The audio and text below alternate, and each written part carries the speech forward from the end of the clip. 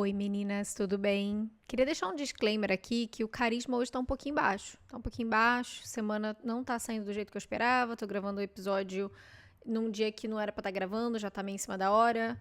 Mas vai dar tudo certo, porque eu sei que hoje esse episódio eu vou ficar mais animada conforme a gente for entrando mais no episódio, porque é uma edição que eu amo fazer, vocês com certeza amam escutar, porque hoje vai ser edição de conselhos que vocês precisam escutar. Mas antes de a gente começar, é claro que eu vou me apresentar. Olá, queridos e queridas, eu sou a Lu, do Instagram e do TikTok BeHappyLu, onde eu dou os conselhos que eu preciso escutar. Mas hoje eu vou estar dando os conselhos que você precisa escutar, porque hoje é a terceira edição do Conselhos que você precisa escutar. Se você ainda não ouviu o primeiro e o segundo, vai procurar aí, tem na playlist dos episódios do podcast. Então, eu separei algumas perguntas, vocês me mandaram várias perguntas lá no Instagram, com os temas bem legais, inclusive alguns eu até separei, porque eu acho que cabe um episódio inteiro pra falar daquilo, sabe?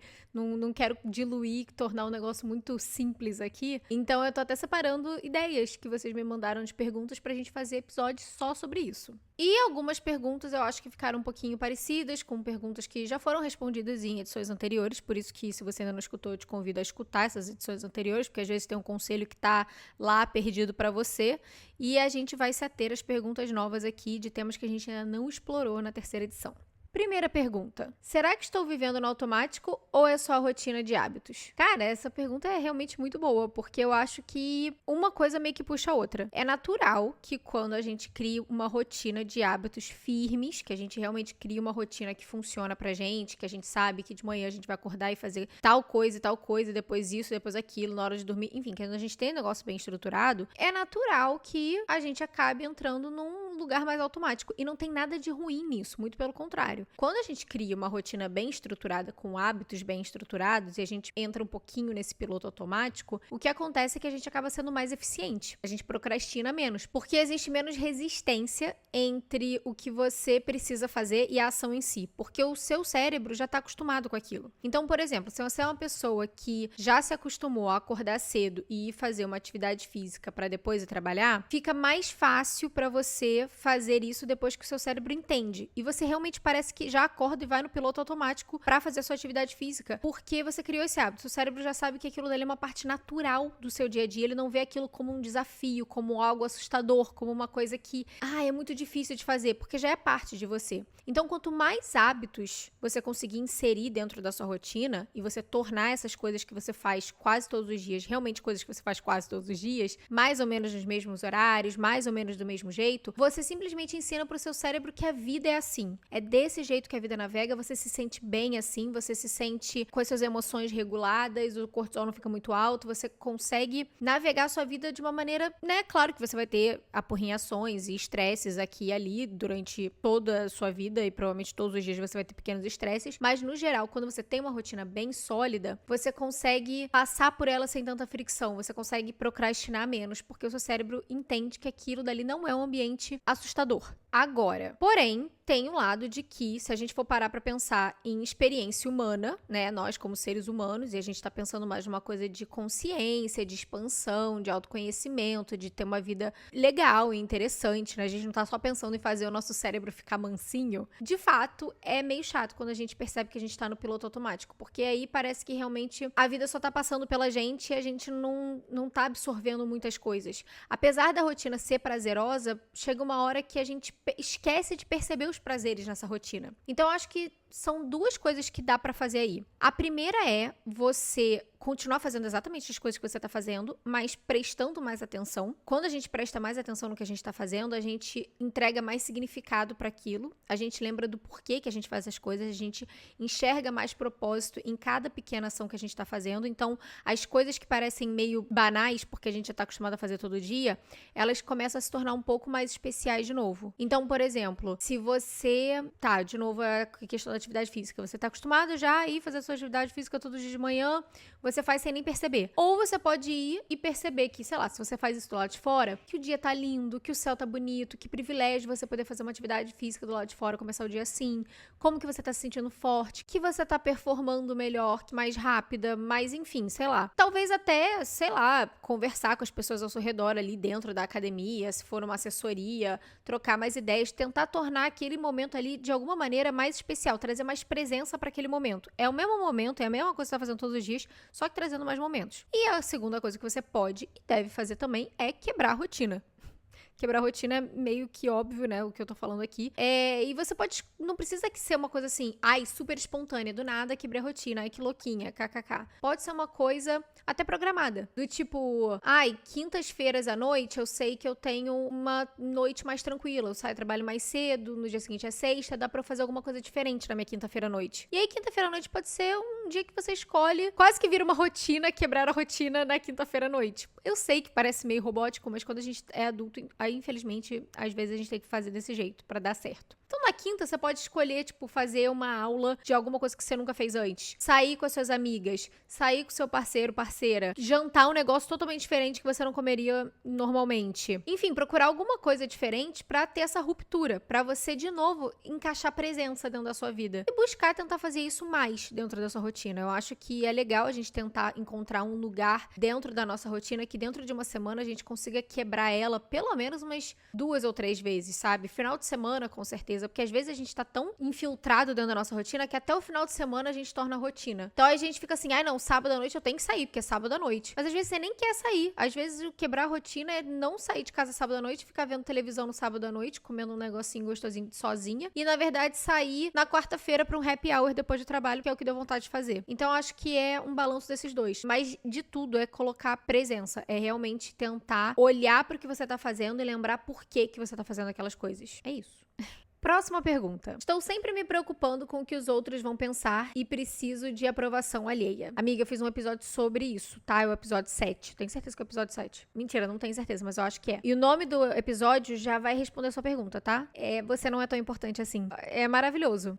Às vezes quando a gente escuta isso de primeira, dói, mas depois que você absorve que você não é tão importante assim, é maravilhoso. Porque o que isso te dá é a liberdade de entender que as pessoas não estão dando tanta atenção para as coisas que você tá fazendo tanto quanto você acha que elas estão. E elas não esperam de você tanto quanto você acha que elas esperam. Claro que vão ter pessoas que têm expectativas maiores com relação a você do que outras pessoas. Talvez os seus pais, talvez a pessoa com quem você se relacione, se você tá num relacionamento, talvez sua melhor amiga. Mas no geral, as pessoas elas estão muito preocupadas com elas mesmas e como que as outras pessoas enxergam elas mesmas. É uma ego trip que todo mundo vive, que é um grande surto, na verdade, porque se você for parar pra pensar, tá todo mundo muito preocupado com o que os outros estão pensando deles mesmos, só que na verdade o outro não tá preocupado com o outro, porque ele tá preocupado com ele mesmo também. Tá todo mundo muito absorvido em si mesmo. E isso é uma coisa que já vem da nossa sociedade há bastante tempo, acho que desde a Revolução Industrial mais ou menos, mas que foi ficando pior agora com, né, claro, as redes sociais. A gente vive muito nessa época de cultura do eu, o que não tem problema, você se colocar em primeiro lugar, você se priorizar, meus limites, etc. Tá tudo bem, isso aí a gente conversa várias vezes sobre isso aqui, é claro que isso é super importante, mas no geral, a gente também precisa lembrar que a gente dá muito mais importância pra gente mesmo do que o outro tá dando. Então, não tem como você necessariamente não se preocupar com o que os outros vão pensar de você. Você sempre vai pensar, ai meu Deus, o que será que estão pensando de mim? Você sempre vai buscar em algum nível, algum tipo de aprovação alheia. Isso faz parte da experiência humana, nós somos seres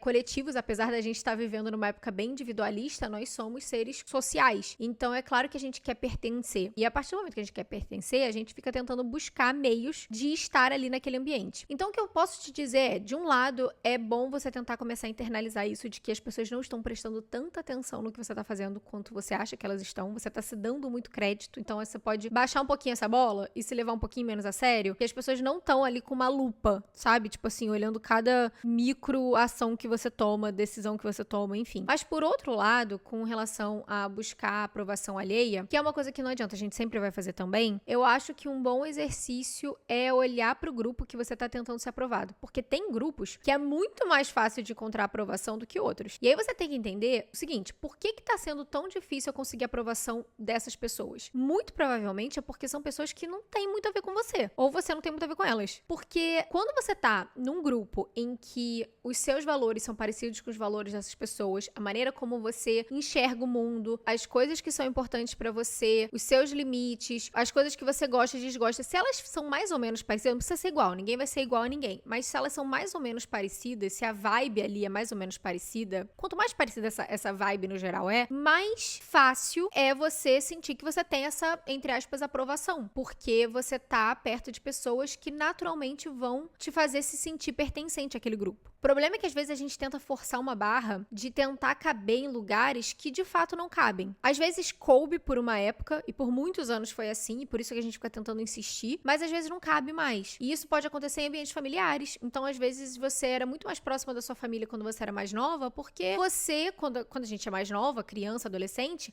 a gente ainda vive sobre as regras da nossa família, as crenças dos nossos pais, os valores dos nossos pais, então a gente tem que obedecer. Nós, como crianças, não temos muitas responsabilidades, aliás, a gente não tem responsabilidade nenhuma, a gente só tem que obedecer as regras dos outros. À medida que a gente vai crescendo, a gente vai criando mais responsabilidade, só que a gente também vai ganhando mais liberdade pra fazer as nossas escolhas e decidir o que importa pra gente, o que a gente gosta de fazer, como a gente gosta. Isso a gente vai vivendo ali durante a adolescência. Então, a partir do momento que você tá crescendo e você tá começando a ter mais liberdade pra fazer suas próprias escolhas, é natural que às vezes você olhe pra sua família e você fale, caramba, essas pessoas que eu era super próxima e que eu me dava super bem, sei lá, eu acho que na verdade a gente não concorda em muitas coisas. Na verdade, eles fazem coisas de um jeito que eu não gosto tanto. Eu prefiro que as coisas sejam desse jeito. Eu gosto mais desse tipo de coisa, não daquele. Só que, né, por ter aquela questão de nostalgia, laço afetivo e tudo mais, às vezes a gente tenta forçar uma barra de querer pertencer do mesmo jeito que a gente sempre pertenceu. Sendo que não precisa necessariamente ser assim. Não é que você precisa jogar a sua família de lado, os seus amigos de lado, que, tipo, às vezes pode ser um círculo de amigos que antigamente fazia muito sentido, vocês tinham tudo a ver um com o outro, e agora já não pertence tanto. Não é que você tem que jogar tudo pela janela e nunca mais falar com essas pessoas. Mas você pode ressignificar essa relação. Você pode encontrar outros meios de se relacionar com essas pessoas em que talvez tenha um pouquinho mais de distância, talvez só em certas ocasiões caiba ter essa proximidade, talvez só em determinadas épocas do ano, enfim. Mas você encontra um jeito de pertencer àquilo ali sem tentar forçar a barra. Porque às vezes, quanto mais a gente fica tentando forçar esse pertencimento, mais frustrado a gente vai ficando. E aí a gente fica nessa eterna busca de aprovação alheia, sabendo que não vai vir, porque as coisas que a gente escolhe pra gente mesmo, que a gente sabe que são as melhores coisas pra gente, não vão ser as coisas que essas pessoas vão concordar. E não é que elas estão erradas e você tá certo, ou você tá errado e elas estão certas. É porque são pontos de vista diferentes e a gente tem que, em algum momento, aceitar isso. Próxima pergunta. Estou sendo correspondida no amor depois de 3 anos solteiro e tô com medo. Dicas. Vai com medo mesmo. Acabou. Acabou a dica. Próxima. Não, brincadeira. Não, mas é mais ou menos isso mesmo, tá? Eu vou tentar falar um pouco mais, mas em linhas gerais é vai com medo mesmo. Primeiro de tudo, que ótimo que você está sendo correspondida no amor. Que bom que você ficou esse tempo todo solteira. Eu acho que às vezes a gente fica assim, nossa, eu tô sozinha há muito tempo, mas eu espero que nesses 3 anos você tenha usado esse tempo pra descobrir aquilo que importa pra você dentro de uma relação, aquilo que faz sentido, o que você tá buscando numa pessoa, o que é inegociável dentro de um relacionamento. Então eu acho que agora é a hora de baixar a guarda. Se você tá se sentindo correspondida, se você sabe que essa pessoa tá interessada de volta e que as coisas parecem estar caminhando pra um lugar legal, é hora de você, sabe, tipo, baixar o murinho aqui, deixar essa pessoa entrar, porque também não adianta a gente ficar toda hora, sei lá, vestida de uma armadura de esses são os meus limites, essas são as minhas condições, e não flexibilizar nem um pouco. Em alguns momentos você vai ter que flexibilizar. Então não é que você vai jogar fora tudo que você aprendeu sobre si mesma em prol dessa pessoa que tá entrando na sua vida fora. Mas você talvez tenha que dar uma amolecida agora e ver dentro dessa pessoa, porque ela vai ter defeitos, porque você vai ter coisas ali suas que você vai ter que talvez abrir mão um pouco, e aí você de volta vê se essa pessoa está fazendo o mesmo movimento, porque desde que um e outro estejam constantemente fazendo esse movimento de flexibilizar, de abrir mão de certas coisas, de priorizar outras que talvez antes não fossem prioridade, se você tá vendo esse retorno nessa relação e você tá indo aos poucos, cara, só vai. E vai dar medo mesmo, porque é difícil a gente se entregar pra outra pessoa, é difícil a gente ter essa confiança. Caraca, é muita responsabilidade, né? Você entregar pra outra pessoa parte de você, sabe? Os seus sentimentos e talvez até, sei lá, não é que você tá entregando a responsabilidade pra essa pessoa de criar uma vida juntas, mas é quase que de certa maneira também, sabe? Tipo, você tá depositando provavelmente sonhos dentro daquela relação e daquela pessoa. Então é óbvio que isso vai dar um pouco de medo, mas é pra ir com medo mesmo, porque a vida é o quê? A vida é um grande, todo mundo tá cheio de cagaço e a gente faz as coisas com medo mesmo, e isso se estende pra relacionamentos. A partir do momento que você falou que você está sendo correspondida, então eu acho que o legal agora é ir aos poucos, tá bom? Não precisa também ir com muita sede ao pote. Vai aos poucos, vai se abrindo, vai se permitindo dentro do que você sente confortável pra você mesmo, mas deixa essa pessoa entrar também, sabe? Deixa que isso seja um convite pra essa pessoa se sentir confortável e pertencente o suficiente pra poder corresponder esse amor. Próxima pergunta. Como ainda seguir com fé e alegria se nada acontece pra concretizar o caminho que optei? Amiga, nem todos os dias você vai seguir com fé e alegria. Nem toda semana. Às vezes nem todo mês. E se realmente a tristeza ficar muito grande por muito tempo e o desânimo também, é óbvio que a gente tá falando de coisas mais sérias aqui. E terapia é sempre uma ótima opção. Aliás, terapia é sempre uma ótima opção independente, tá? Mas a questão é que é bom a gente ajustar as nossas expectativas, porque nem todos os dias vão ser bons dias. Pra ser bem sincera, hoje eu não tô tendo um bom dia. Eu tô com pena do meu editor, editando esse podcast, porque toda hora eu me embolo nos meus pensamentos e eu fico frustrada tentando organizar aqui as minhas ideias, porque eu não tô tendo uma boa semana. Isso não quer dizer que as coisas não estejam caminhando, apesar de que, sinceramente, nas últimas 2 semanas aconteceram algumas coisas chatas no meu âmbito profissional e pessoal, que me fizeram pensar, meu Deus, as coisas não estão indo na direção que eu quero, não era pra ser assim. E é claro que isso gera frustração, é claro que isso gera tristeza, é claro que isso gera dúvida, gera medo, desconforto, faz a gente repensar em muita coisa, faz a gente ficar de mau humor às vezes. É natural, é os divertidamente na nossa cabeça, e a gente tem que deixar todos eles atuarem. Não adianta a gente querer botar alegria lá, como a pilota, e não deixar que nenhum dos outros sentimentos bote a mãozinha no volante. No caso, eu tô falando daquele filme da Pixar, tá? O Divertidamente. Se você não viu, assista, porque inclusive o segundo já vai sair no cinema e ele é perfeito. É um dos meus filmes favoritos, assim, da vida. E da Pixar também. Top 3. Só a cargo de curiosidade, meu top 3 da Disney é Procurando Nemo, Monstros S.A. e Divertidamente. Mas aí tem Toy Story também, né? Tô divagando. Enfim, o que eu quero dizer é que a gente precisa deixar as nossas outras emoções falarem também. Porque o que acontece é quando a gente tenta fingir que não tá ali, e era o que tava acontecendo comigo. Eu passei as 2 últimas semanas fingindo que não tava me incomodando, fingindo que não tava ali, tentando só me manter ocupada, me manter positiva, uhul. E não tava dando certo. O que aconteceu? Explodiu de uma vez só, explodiu em raiva. E poderia ter explodido, aliás, poderia não ter explodido, poderia simplesmente ter saído de maneira mais calma e em menores dosagens, aos poucos, de outros jeitos. O jeito que realmente deveria ser. Que por exemplo, pra mim, tristeza ou um pouco de decepção. Se eu tivesse lidado com aqueles sentimentos quando eles apareceram dessa maneira e aceitado aquele sentimento que era o sentimento raiz, eu não teria explodido com raiva há poucos dias atrás. E aí, às vezes, cria uma situação muito maior do que deveria ter sido criada se eu simplesmente tivesse aceitado aquele sentimento ali no primeiro lugar. Então, é difícil quando a gente tá, principalmente se você estiver, de fato, trabalhando pra chegar e escolher e encontrar esse caminho que você optou. E aí, você também cabe olhar dentro da sua rotina, dentro das suas escolhas, dentro das coisas que você faz diariamente, se de fato você está tomando os passos necessários pra chegar lá. Porque às vezes a gente fala que a gente quer uma coisa, mas a gente fica o quê?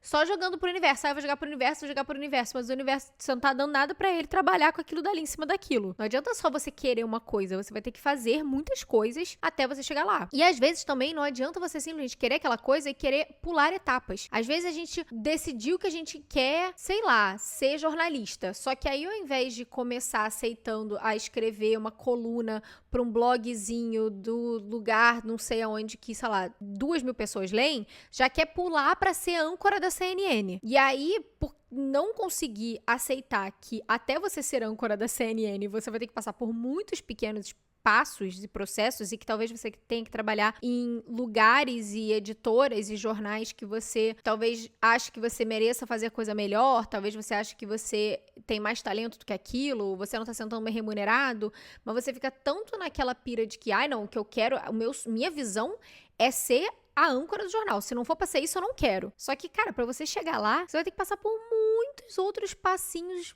até tá ali, entendeu? Tem gente que consegue queimar largada, dar um salto quântico, já chegar exatamente no emprego que queria de primeira. Parabéns pra essas pessoas. Mas não é o caso sempre. Na verdade, na grande maioria esmagadora, 99,9% dos casos, não é assim que funciona. Então, eu acho que são esses dois lados. Primeiro, de você aceitar que você não vai se sentir alegre e com fé todos os dias e tudo bem.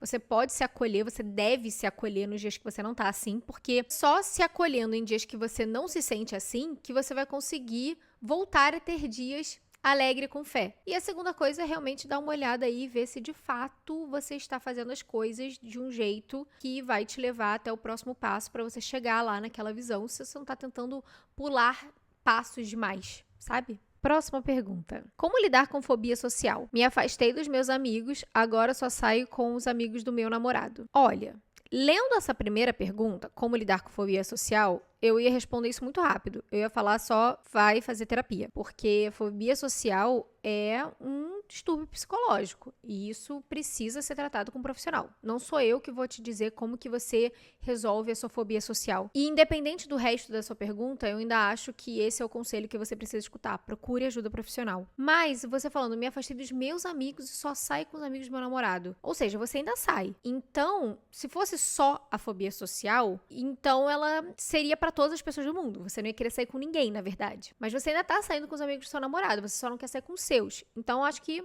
cabe levar pra terapia. Por que que você não tá querendo mais sair com seus amigos? Será que aconteceu alguma coisa que você não tá querendo assumir pra si mesma que aconteceu dentro do grupo de amigos de vocês que tá te fazendo se sentir desconfortável na presença deles? Que agora você tá se sentindo talvez um pouco inadequada, às vezes você tá sentindo que você não é mais bem-vinda, você tá se sentindo julgada, ou você realmente, como eu falei lá na primeira pergunta, você não se identifica mais com aquelas pessoas, então é muito difícil pra você estar ao redor delas, porque se você não tá saindo com os amigos do seu namorado, talvez queira dizer que tem algum problema no seu círculo de amizade. Você pode levar isso para terapia. Uma outra hipótese é que talvez você esteja se sentindo de fato muito insegura com você mesma, a sua autoconfiança foi para o lixo e você sabe que saindo com seus amigos você vai ter que se mostrar mais. E eles vão conseguir enxergar melhor para além do que você tá tentando mostrar ali. Provavelmente eles vão ver que tem alguma coisa errada, eles vão te perguntar sobre isso, você vai ter que falar sobre isso se você não quer. Ou então você acha que você vai estar tendo que performar muito e se mostrar muito ali pra que eles não percebam nada. E você não tá afim de fazer isso porque você tá passando por um momento de muita introspecção. E quando você sai com os amigos do seu namorado, por eles não serem seus amigos, você consegue ficar mais ali, tipo, hahaha, risadinha, concorda, mas não tem que falar muito, não tem que se doar muito, porque não são seus amigos, eles não te conhecem direito, eles não sabem se tem alguma coisa acontecendo ou não, eles só podem presumir que você é uma pessoa mais tímida na sua. De qualquer forma, dentro de todos os cenários, o que eu quero te dizer é que procurar ajuda psicológica, procurar um terapeuta, conversar sobre isso, entender da onde que tá vindo, quais são esses gatilhos, por que que começou, o que que agravou o quadro e quais são as ferramentas que você pode usar para sair e reverter esse processo é fundamental. E só uma pessoa conversando com você, sabendo quem você é, tendo experiência profissional para poder lidar com isso, vai poder te ajudar a sair desse quadro. E isso é uma coisa que eu com certeza acho que precisa ser tratada o quanto antes, porque nós somos seres sociais, a gente vive em sociedade. E se agora você já tá sentindo essa dificuldade de sair com seus amigos, daqui a pouco vai ser sair com os amigos do seu namorado, daqui a pouco vai ser o ambiente de trabalho, vai ser encontrar sua família, e aí você vai se isolar cada vez mais. E isso vai deteriorar absolutamente todas as áreas da sua vida, todas. Não vai ser só amizade, vai ser tudo. E você não quer chegar lá, né? Então, por favor, procure aí um profissional. Você não precisa viver assim, tá bom? Próxima pergunta. Insatisfeita com a vida 2, mas amo meu parceiro. Sou noiva. Olha, se você ama o seu parceiro e você tá insatisfeita agora com a vida de vocês, eu acho que cabe uma conversa sincera. Porque provavelmente o que tá acontecendo é que vocês talvez tenham caído numa rotina, talvez você esteja sentindo que não existe mais da parte dele tanto movimento pra se mostrar romântico, pra quebrar a rotina de vocês, levar pra passear, né, um date, fazer uma comidinha gostosa em casa, se não der pra sair, tornar os pequenos detalhes do dia a dia mais românticos. Isso é importante para nós mulheres. Existe uma coisa, às vezes, que eu acho que acontece em relacionamentos heterossexuais, e aqui eu vou falar, de fato, né, sobre relacionamento heterossexual, já que eu sou uma mulher heterossexual, que eu acho que o que acontece é que o homem, ele fisiologicamente falando, ele tem um botão, parece, de liga e desliga, que, tipo assim, você ligou o botão de sexo e na mesma hora o cara vai. Tranquilo, você não precisa fazer nada. Eu acho que a maioria de nós, mulheres, é óbvio que eu não vou generalizar, porque somos muito diferentes e plurais, mas, no geral, nós mulheres, a gente precisa de mais do que isso. Não adianta só o cara não fazer absolutamente nada no dia a dia pra gente se sentir amada, desejada, não tá rolando um beijo de bom dia, não tá rolando um abraço, não tá rolando uma mensagem tipo te amo, saudade, não tá rolando um vou te levar pra jantar hoje à noite, fique pronta às 8.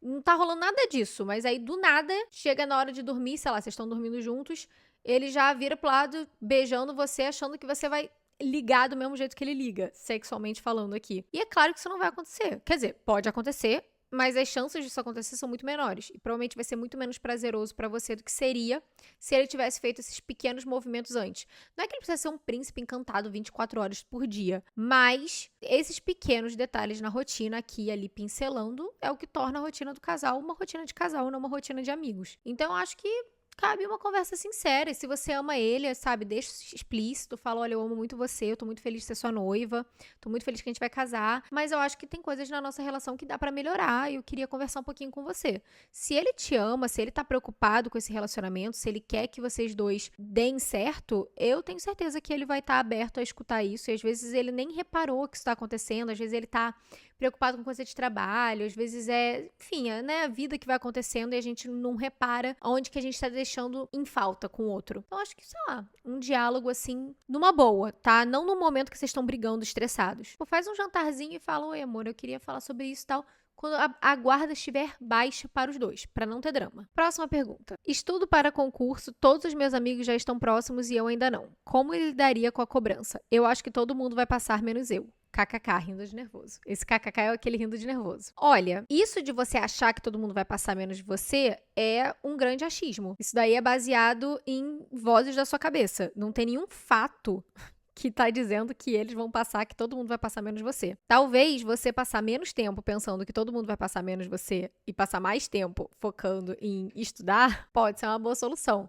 Grossa eu, né? Grossa, desculpa, gente. Olha, hoje tá difícil. Mas é falando com carinho, tá? Falando num lugar de amor. Eu falaria exatamente assim com uma amiga minha. Se uma amiga minha viesse pedir conselho. Provavelmente eu seria até um pouco mais dura. Mas o que eu quero dizer é que, às vezes, a gente fica tão preocupado com o que tá acontecendo com os outros ao nosso redor que a gente realmente perde tempo útil que a gente poderia estar fazendo o que a gente precisa de fato fazer pela gente, porque a gente tá pensando que os outros vão fazer tal coisa, conseguir tal coisa e a gente não.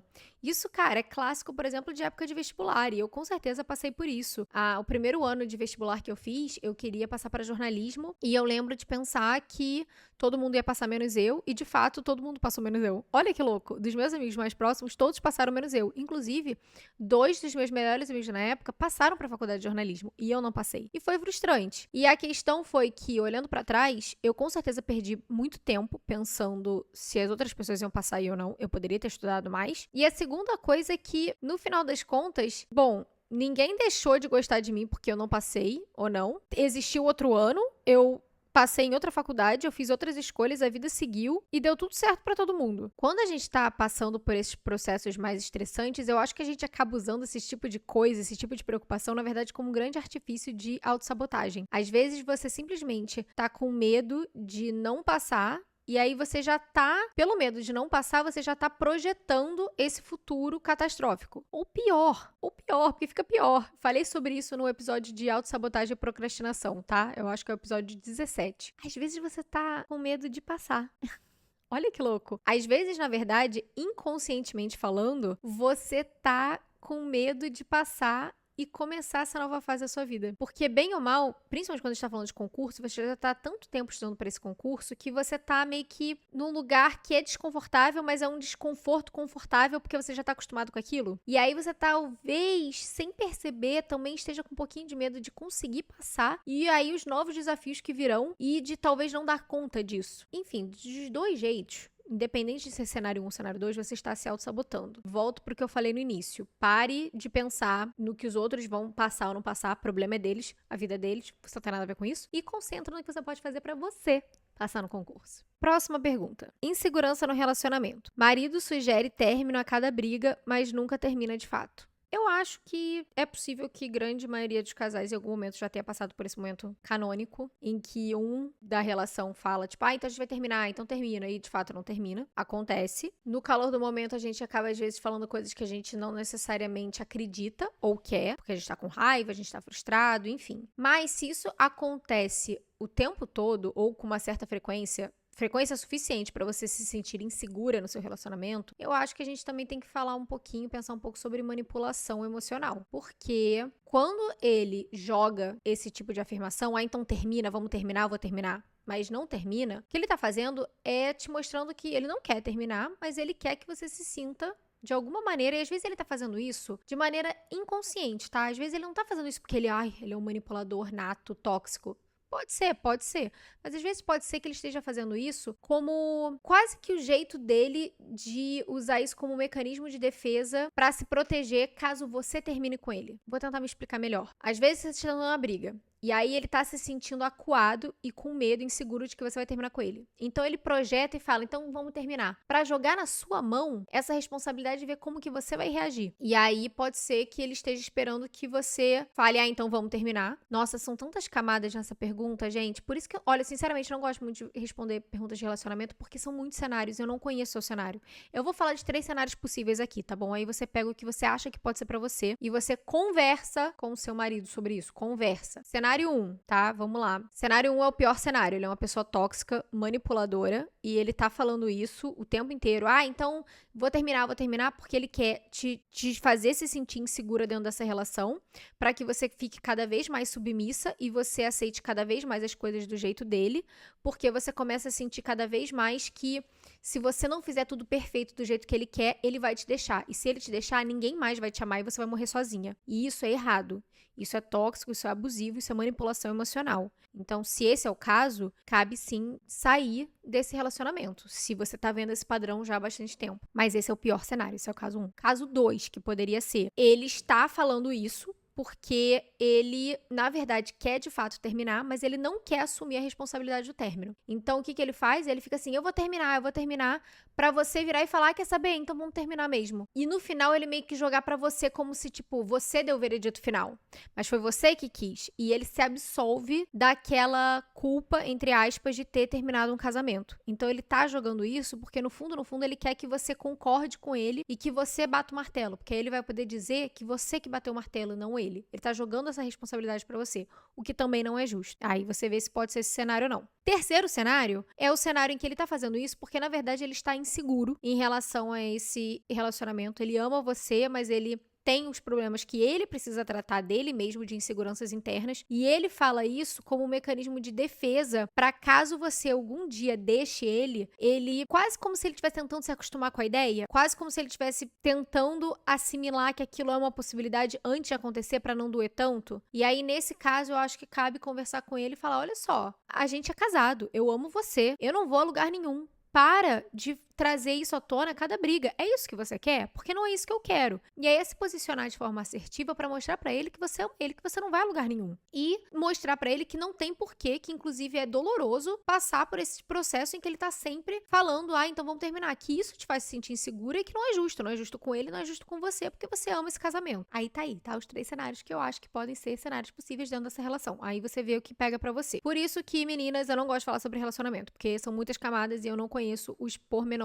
aqui e jamais eu vou ser a pessoa que vai virar e falar, termina, sendo que eu nem conheço a vida de vocês. Mas é isso. Próxima pergunta. Como deixar de ser tão sensível? Mas precisa. Porque às vezes a gente, sei lá, eu acho que a gente vive numa sociedade que é tão, hoje em dia, né, a gente glorifica tanto essa coisa de produtividade, trabalhe enquanto eles dormem, seja fria, não sofra por qualquer boyzinho e esconda suas emoções, seja empoderada, não se preocupe tanto. E assim, será que não cabe uma sensibilidade mais? Será que a gente, na verdade, não tá faltando sensibilidade na vida das pessoas? Eu sou uma pessoa sensível. Eu acho que eu já fui mais sensível. E eu acho que eu endureci muito. Eu acho que a gente acaba naturalmente endurecendo ao longo da vida. A gente vai ficando mais calejado conforme a gente vai passando por decepções, provações, enfim. Então, eu não sei qual é a sua idade, talvez você seja um pouco mais nova, talvez se você tem no início ali dos seus 20 anos, talvez quando você chegar nos 30, você já vai ver que você não é mais tão sensível assim. Eu, com certeza, era muito mais sensível no início dos 20 do que agora com os 30. Então, existe essa questão da gente endurecer aos poucos, isso também vem de amadurecimento, é importante que a gente amadureça, e o amadurecimento traz um certo endurecimento, até porque, às vezes, quando a gente é sensível demais, isso quer dizer que a gente tem mais dificuldade em regular as nossas emoções, e é importante que a gente aprenda a regular as nossas emoções para a gente conseguir viver de maneira mais saudável, relações mais saudáveis, enfim. Dito isso, às vezes eu acho que a gente é empurrado a sentir menos, porque quando a gente sente as coisas, a gente se mostra uma pessoa sensível, uma pessoa empática, a gente é intensa demais. Não pode ser intensa demais. Já falei sobre isso num episódio que eu falei sobre mulheres modestas, né? Que a mulher não pode ser muito intensa, a mulher não pode ser muito difícil, a mulher não pode ser muito sensível, a mulher tem que ser tudo na medida certa. Só que eu acho que existe uma coisa tão bonita na sensibilidade, sabe? Pessoas sensíveis são pessoas mais empáticas, são pessoas que se doam mais e às vezes a gente acaba se doando em prol de si mesmo, isso não é legal. Mas a gente consegue, sei lá, eu acho que pessoas sensíveis criam laços tão bacanas com outras pessoas. Eu acho que pessoas sensíveis, elas conseguem enxergar a beleza em mais detalhes durante a vida. Eu acho que pessoas sensíveis conseguem trazer mais significado para as coisas que outras pessoas enxergariam como banais.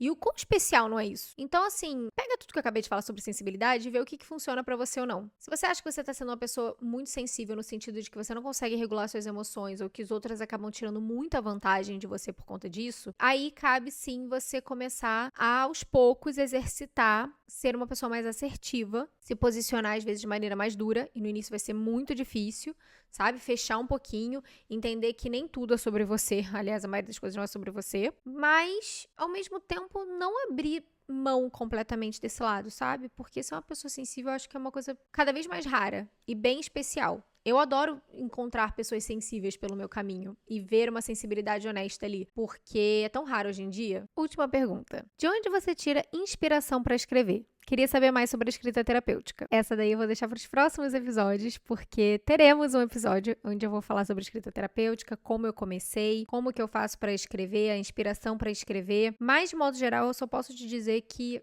a inspiração vem do dia a dia, tá? Vem das coisas que vão acontecendo. Não precisa ser nada profundo, não precisa ser nada muito holístico ou poético. É você pegar e começar. Eu acho que o primeiro exercício da escrita terapêutica para você começar a escrever mais sobre os seus sentimentos, as suas emoções e tudo mais, é começar com um diário descritivo mesmo. Querido diário, isso aqui foi o que aconteceu hoje. Querido diário, ontem passei por esse estresse aqui no trabalho. A fulaninha falou isso, isso, isso. E aí escrever sobre exatamente o que aconteceu, de maneira quase descritiva. Porque você vai perceber que toda vez que a gente escuta uma história de alguém, a gente escuta o lado da pessoa, aí a gente escuta o lado da outra pessoa, e aí existe o terceiro lado, que é a verdade, que a gente nunca vai saber exatamente qual que é. Então, quando a gente tá pensando nas coisas da nossa vida, a gente tá pensando naquilo que aconteceu, revivendo aquilo que aconteceu, não de uma maneira exatamente como aconteceu, mas da maneira que a gente interpreta aquele acontecimento. E conforme você for escrevendo isso, você vai colocar emoção e o seu olhar e o que você sentiu em cima daquilo que você está descrevendo que aconteceu no seu dia. E aí, naturalmente, você vai começar a falar sobre seus sentimentos sem perceber. Então, se você falar, ontem tive um dia super estressante no trabalho, a fulana roubou a minha ideia do projeto e passou como se fosse dela. Eu acho isso um absurdo, acho ela uma ridícula de ter feito isso, e é impressionante como as pessoas parecem fazer isso o tempo inteiro. A questão é que eu acho que eu sou boazinha demais. Eu acho que às vezes eu acabo deixando as pessoas passarem por cima de mim porque eu não consigo me impor. E aí você vai começar a falar, você tá vendo que de repente você tá falando de como você não consegue se impor por conta de uma coisa que aconteceu ontem? Então assim, essa impressão é começar, pega o caderno, amiga, é você com você. Você não precisa fazer uma redação do Enem. É você com você. Começa a descrever as coisas. Aí tem um bom norte. Mas, se você quiser saber mais sobre escrita terapêutica, você vai ter que aguardar os próximos capítulos, porque tá vindo aí. Tá vindo muito aí, prometo, tá bom? E é isso, amigas. Espero que vocês tenham gostado. Sinto muito, perdão pelo vacilo, caso eu tenha sido redundante ou grossa em certas perguntas. Como eu falei aqui, não tô tendo a melhor das semanas e é isso, a vida é feita de altos e baixos. Novos dias virão, novas semanas virão e vão ser melhores. E eu fico muito feliz que a gente esteja junta, independente disso, e que vocês aceitam esse meu lado. E eu aceito com certeza esse lado de vocês. E que os conselhos que eu dei aqui, que pelo menos um deles, seja algo que você precisasse escutar. Se não tinha nada que você precisava escutar, ou se teve e você acha que tem alguma coisa aí pra uma amiga sua, passa pra sua amiga, divide o podcast, passa a palavra pra frente, isso ajuda ao Spotify entender que você gosta desse podcast e ele entrega pra mais pessoas. E é isso. Espero que você tenha gostado. Até a semana que vem. Beijo, luz. Tchau!